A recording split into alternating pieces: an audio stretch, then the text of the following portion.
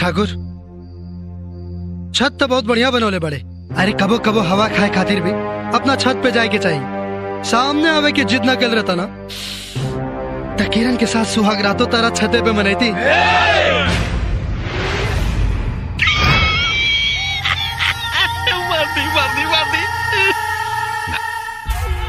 जाना मालूम तोरा काहे कि अपना दरवाजे पर तो कुत्ता भी शेर हो जाला।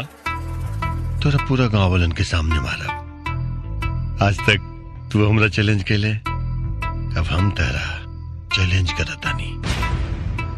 कल दिन के 12 बजे हम बारात लेके किरण के यहाँ जाई। तू आजो, तारो बारात आई, हमरो बारात आई। जेकरा प्यार में दम हुई दुल्हनिया हुए लेके जाए।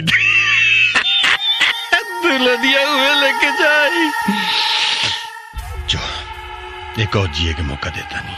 हाँ देखो वो की जो काल दिन में 12 बजे। जो। लेकिन सच में यार तुहार छत बहुत बढ़िया बा।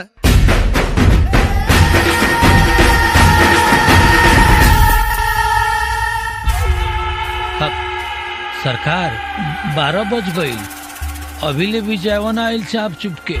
सासू माँ प्रणाम। बुलाई बेटी के। कहाँ से बुलाई? दादा बड़का ठाकुर दादा बनाना पूरे गांव में 11 बजे से पहरा लगुले रहना है। अरे वो 10 बजे आके उठा के लेके गए लोग के।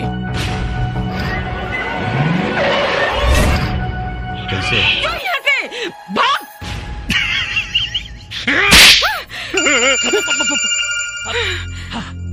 धोखेबाज, बुज़दिल, दिखा दे लेना मौगई के खेल। हाँ? खेला खेले वाला के ही खिलाड़ी कहल जाला।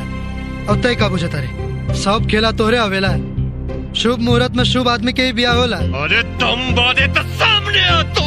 अरे भोजपुरिया मोगैम्बो एक के डायलॉग कितना बेरी बोलबे।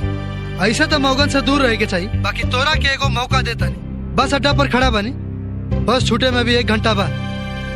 अगर पहुंच गई तो कसम बा हमरा प्यार की। किरण अब हमार प्रेमिका से धर्म पत्नी बन गई बाड़ी। दोगुन ताकत से मारे। अरे चल रे विजय।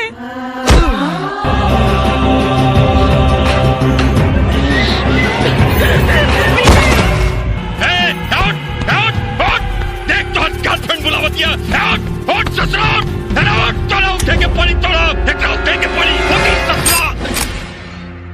ले उड़ गनी बोल तय का बुझत रहे। हम मर गनी। हम तो तोरा हाथ के पावर दिखत रहनी।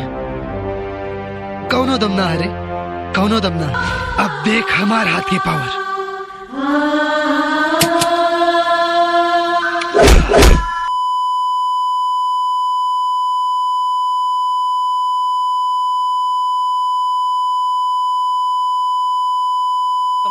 रुकान रुकान